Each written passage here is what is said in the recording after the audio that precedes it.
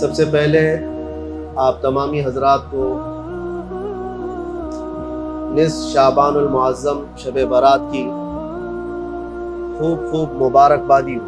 قل یا عبادی الذین اسرفوا علی انفسهم لا تقنطوا من رحمت اللہ ان اللہ یغفر الذنوب جميعا صدق اللہ مولانا العظیم۔ بارگاہ رسالت مآب صلی اللہ علیہ وسلم میں درود پاک کا ہدیہ پیش کریں۔ اللہم صلی علی سیدنا و مولانا محمد معدن الجود والکرم وآلہ واصحابہ الکرام وابنہ الکریم وبارک وسلم صلاة دائمة سرمدا ابدا۔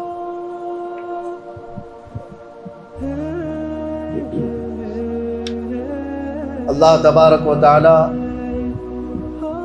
اس شب کو ہم سب کے لیے خیر و برکت والی شب بنائے، اور آج کی یہ شب جیسا کہ آپ سب نے سنا بھی ہوگا، ہمارے سال بھر کا حساب و کتاب آج بند ہوتا ہے اور نئے سال کی ابتدا آج کی رات سے ہوتی ہے۔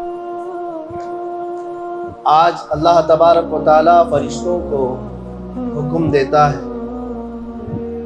کہ کس کے لیے کتنا رزق اور کس کے لیے زندگی میں کیا کیا کام ہونے ہیں، بلکہ بزرگوں نے فرمایا کہ آج کی رات کچھ لوگوں کی موت لکھی گئی ہوگی، فرشتوں کو بتایا گیا ہوگا کہ مہینے کے بعد 2 مہینے کے بعد جب بھی اس بندے کی موت آنے والی ہے، جبکہ وہ بندہ اپنی شادی کی تیاریوں میں مصروف ہو، کچھ لوگ اپنے گھر بنانے میں مصروف ہوں گے،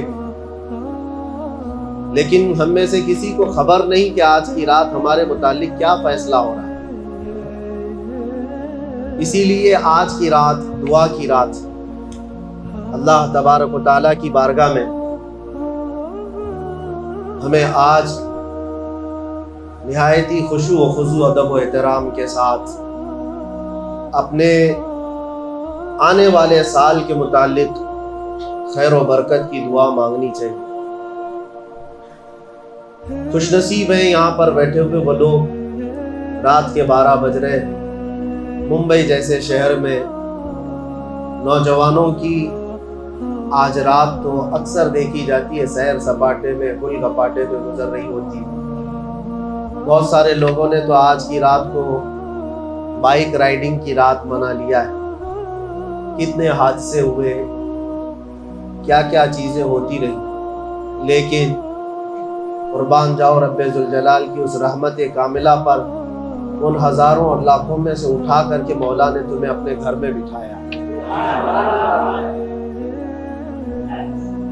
اور یہ حدیث پاک میں اللہ کے رسول صلی اللہ علیہ وسلم ارشاد فرماتے ہیں، جب رب تبارک و تعالیٰ کسی بندے کے ساتھ بھلائی کا ارادہ فرماتا ہے تو اسے مسجد کی طرف بلا دیتا ہے،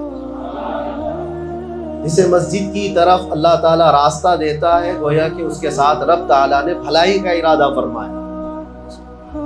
تو یہاں پر بیٹھا ہوا ہر بندہ وہ ہے جس کے ساتھ اللہ تعالیٰ نے بھلائی کا ارادہ فرمایا۔ اب یہ سوچ کر کے اٹھو کہ ہمارے بن مانگے اللہ تعالیٰ نے اپنے گھر میں بٹھایا ہے، تو اب ہمارے مانگنے کے بعد وہ رد تو نہیں فرمائے، مانگنے کے بعد اب وہ رد نہیں فرمائے گا۔ اسی لیے بزرگوں نے ایک دعا یہ بھی ہمیں بتائی تھی کہ ہمیشہ اللہ کی بارگاہ میں ایک دعا یہ کرنا کہ یہ اس رسول کی امت میں تو نے ہمیں پیدا کیا جس امت میں پیدا ہونے کی تمنا تو پہلے کے نبی کیا کرتے تھے۔ پچھلے زمانے کے انبیاء کرام علیہ السلام یہ تمنا کرتے تھے کہ کاش ہم آخری نبی محمد رسول اللہ صلی اللہ علیہ وسلم کی امت میں پیدا کیے جاتے، جبکہ وہ نبی ہیں اور نبی ہو کر ان کی تمنا تھی کہ اس امت میں پیدا ہو، لیکن تم اللہ کی بارگاہ میں ہمیشہ یہ عرض کرنا کہ مولا میں نے تو مانگا نہیں تھا، بن مانگے تو نے مجھے اپنے نبی کی امت میں پیدا کیا۔ ہم میں سے کس نے دعا کی؟ کون دعا کر کے اس امت میں آیا؟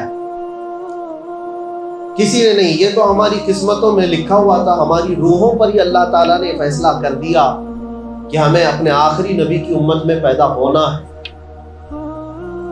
لہٰذا میرے عزیزو، تم اگر اپنی حیثیت کو سمجھ جاؤ تو تم کتنے معظم ہو، کتنے مکرم ہو، تو کبھی اپنے آپ کو غلاظتوں کی نظر نہیں ہونے دو۔ آدمی کو جب اپنا وقار معلوم ہو جائے، اپنی عزت معلوم ہو جائے، تو آدمی سنبھل کر کے چلتا ہے۔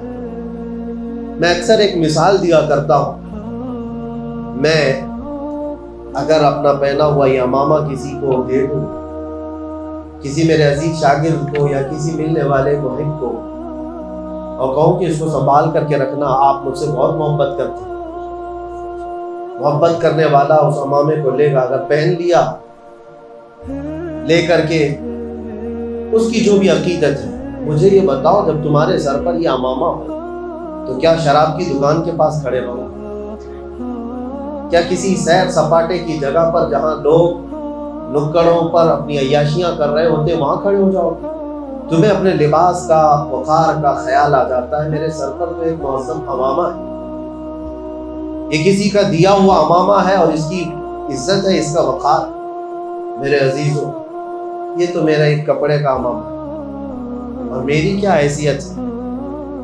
جب یہ امامہ تم رکھ کر کے کسی ایسی ویسی جگہ پر نہیں کھڑے ہونا چاہتے تو سوچو اللہ نے تمہارے سر پر امت محمدیہ کا تاج رکھا، تمہیں خیر امت کہہ کر کے پکارا قرآن میں اللہ نے، کنتم خیر امت اخرجت للناس، تم لوگوں میں خیر امت بنائے گئے، سب سے بہترین امت ہے، اس لیے کہ تم اچھائیوں کا حکم دیتے ہو اور برائیوں سے روکتے ہو، اور اللہ کو بغیر دیکھے مانتے ہو۔ یہ تمہاری عظمت پر اللہ نے قرآن میں بیان فرمایا، اور فخر سے کہو کہ میں مسلمان۔ کیوں؟ کوئی مجرم ہے، کوئی جرم ہے؟ بلکہ لاکھوں کی بھیڑ میں بھی کہو میں محمد عربی کا غلام۔ ہمیں اس بات پر کوئی جھجک نہیں اور شرم نہیں، ہمارا نام چھپانے کی ضرورت نہیں، اور نہ ہی ہمیں شرم و جھجک سے جینے کی ضرورت ہے، کیونکہ تم عظمت والے ہو۔ اللہ تعالیٰ نے قرآن میں تمہیں کیا فرمایا پتہ ہے؟ لوگ آج کچھ ایسے سیکولر لوگ، سیکولر کا مطلب ہوتا ہے وہ آدھا ادھر آدھا ادھر رہنا چاہتا ہے، پورا کچھ بننا نہیں چاہتا، یعنی وہ اپنی آئیڈینٹی چھپانا چاہتا ہے کہ یہ بھی راضی رہے وہ بھی راضی رہے، دونوں کمیونٹی کو، یا چار ہو تو چاروں کمیونٹی کو راضی کر کے رہوں۔ ایسا ہوتا نہیں ہے، بیچ والا تو پھر بیچ والا ہی ہوتا ہے، ادھر کا بھی نہیں ادھر کا بھی۔ اللہ نے تو قرآن میں فرمایا تم پورے کے پورے مسلمان ہو جاؤ، اور اس لیے شرم و جھجک ہمیں نہیں ہونی چاہیے کہ ہمارا نام ہمارے باپ نے مسلمان نہیں رکھا۔ قرآن میں اللہ فرماتا هو سماکم المسلمین، وہ اللہ ہے جس نے تمہارا نام مسلمان رکھا، اللہ ہے۔ ہمیں فخر کے ساتھ جینا ہے۔ بہتوں کو میں نے دیکھا، نوجوانوں کو 5 کلو کی جینز پہننے میں تو کبھی شرم و عار نہیں محسوس ہوتی، 50 گرام کی ٹوپی چھپا کر کے رکھتے، چھوٹی سی ٹوپی ہوتی ہے اس کو بھی چھپا کر کے رکھتے ہیں کہ پتہ نہیں لوگ کیا سمجھیں گے، لوگ کیا سمجھیں گے۔ یہ تمہارے سر کا تاج ہے، اور اپنی نشانیوں کے ساتھ جیا کرو، اپنی آئیڈینٹی کے ساتھ جیا کرو۔